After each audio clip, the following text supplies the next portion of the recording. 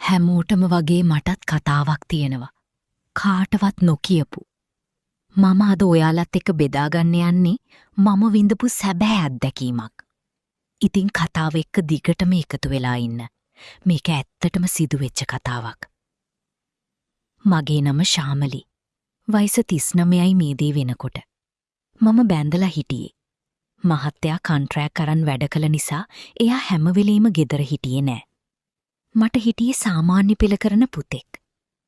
මම නුවර ගම්බද පාසලක උසස් පෙළ පන්තිවලට සිංහල ඉගැන්නුවා. උදී සිංහල පීරියඩ් 3 ඉගැන්නුවාම ඉතිරි පීරියඩ් 2ක් විතර පොඩි පන්තිවලට ඉගැන්නුවාම මම ගොඩක් නිදහසේ තමයි හිටියේ. මම්මගේ සම්පූර්ණ අවධානය දීලා වැඩ කළේ උසස් පෙළ පන්තියටයි.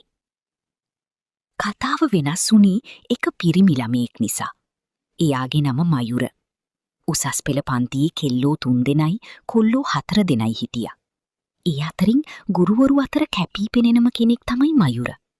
මොකද පිළිවෙලට තමන්ගේ වැඩ ටික කරන් උනන්දුවෙන් යන ගමනක් ඔහුට තියෙනවා කියලා ගුරුවරු අතරත් කතා බහ තිබුණා. ඔහොම කාලේ ගෙවිලා ගියා. දවසක් උදේ මම ඉස්කෝලට යද්දී මයුරවයි 10 වසර හිටපු ඕෂදී කියන ගැහැණු ළමයවයි ඔෆිස් එක ඇතුලේ තියාගෙන ප්‍රින්සිපල් සර් හොඳටම බනිනවා මම දැක්කා. එළියට ඇහුනේ නෑ. මම ටිකක් පුදුම වෙලා වගේ බලන් ඉඳලා අත්සන් කරලා එළියට ආවි පුදුමයක් වගේ. මම උසස් පෙළ පන්තිය දිහාවටම ඉද්දී ඉනෝකා මැඩම් හමු වුණා. ගුඩ් මෝනින් ශාමලි අක්කේ. මොකෝ අක්කේ අවුලෙන් වගේ මූණත් හරි නෑ අද. මම කිව්වා ගුඩ් මෝනින් නංගි. ඔව් මම දැක්ක මයුරට ප්‍රින්සිපල් සර් හොඳටම බනිනවා. ඊ මොකද නංගි? ඊට පස්සේ ඉනෝකා මට කිව්වේ හිතාගන්න බැරි කතාවක්. මේකද? මටත් කුසුම ටීචර් කිව්වේ අද උදේ අර 10 පන්තියේ ඕෂදී එක්ක වැසිකිළිය ඇතුලේ බදාගෙන සිප ගනිමින් ඉන්නව දැකලා නිල්මිනි ටීචර්ට අත්තටම අහු වෙලා කියලා. මම ඒක අහලා පුදුම වෙලා බලාගෙන හිටියා. මයුර එහෙම කරයි කියලා මට නම් හිතාගන්න බෑ නංගි.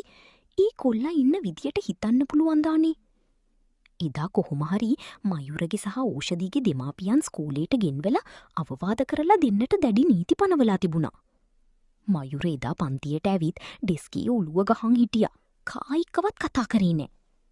එදාම හවස මට දුක හිතිලා ඔහුට අවවාද කරන්න ඕනේ කියලා පන්තිය පිටිපස්සට එක්කන් ගිහින් කතා කළා.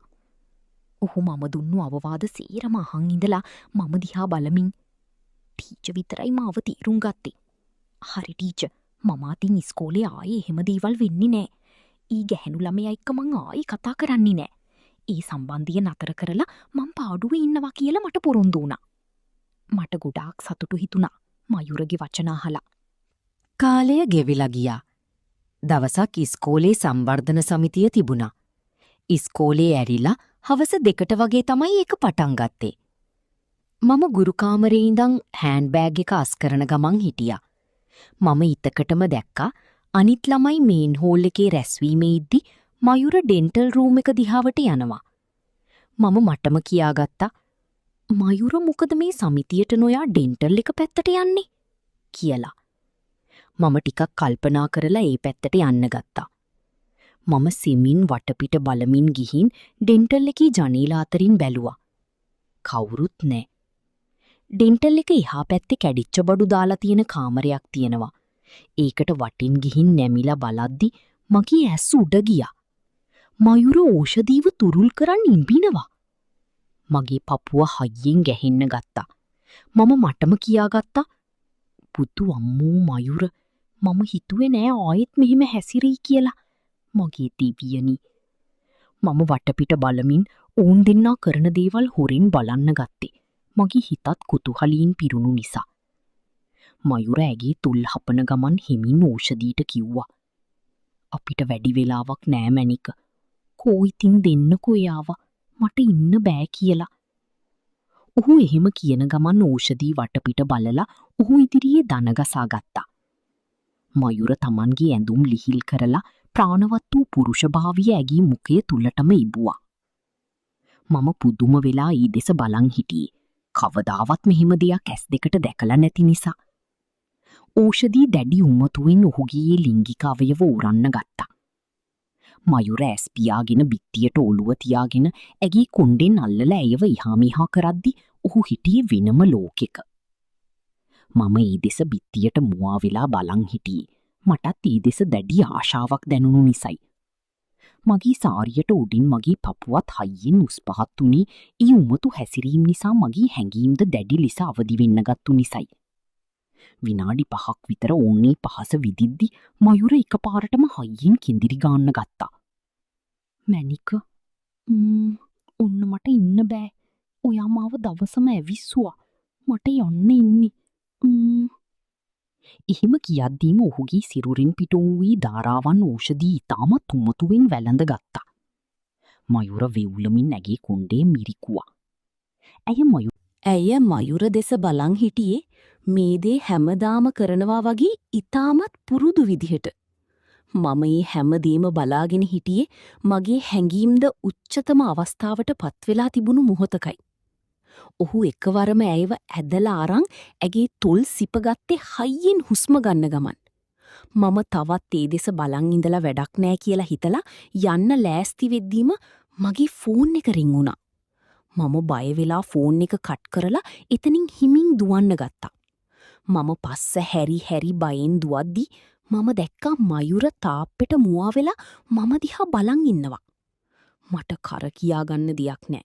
ෆෝන් එක නිසා හැමදේම අවුල් වුණා කියලා හිතමින් මම බයෙන් ගුරු කාමරයට ගිහින් වාඩි වුණේ හති දමමින්. මම පුටුවේ ඉඳන් උණු දේ සහ මම ඊ දැකපු උමතු සිද්ධිය ගැන කල්පනා කළා. ටික වෙලාවකින් මයුර සහ ඖෂධි සැක නොහිතෙන ලෙස වෙන් වෙලා යනවා මම දැක්කා. මයුර ගුරු කාමරේ දිහා විටින් විට හැරී බලමින් යනවා මම දුටුවා. ඔහුගේ මුහුණේ කිසිම බයක් තිබුණේ නැහැ. ශාමලීගේ තනිවම කෙරෙන මුමුණන්න. මම ගුරු කාමරේ හුදකලාවී තාමත් වේගයෙන් ගැහෙන පපුව මත අතක් තබාගෙන මටම මෙහිම කියාගත්තා. දෙවියනි, මම මේ මොනවාද දැක්කේ? මම විශ්වාස කරපු, මම අවවාද කරපු මගීම ගෝලයා මයුර. යා මෙච්චර උමතු විදිහට හැසිරෙයි කියලා මම හිතුවේ නෑ. ඊතී දැකපු දේ, හි රූප පෙළ මගේ ඇස් ඉදිරි පිටින් අයින් කරන්න බෑ. මයුර, ඔයායි කෙල්ලව පාලනය කරපු විදිහ, ඊ කින්දිරිලි හඬ මට තාමත් ඒක ඇහෙනවා වගේ. මම මගේ සාරි පොට තදින් අල්ලා ගත්තා. මගේ මුළු ඇඟම වෙවුලන්න ගත්තා. ඔයා මම දිහා බැලුවේ බයකින් නෙවී මයුර. ඔයාගේ බැල්මේ තිබුණේ අමුතුම අභියෝගයක්. ටීචර්ත් මම කරපු දේ බලාගෙන හිටියා නේද කියලා අහනවා වගේ. මගේ හිත ඇතුලේ දැන් මහා අමුතු කලබලයක්.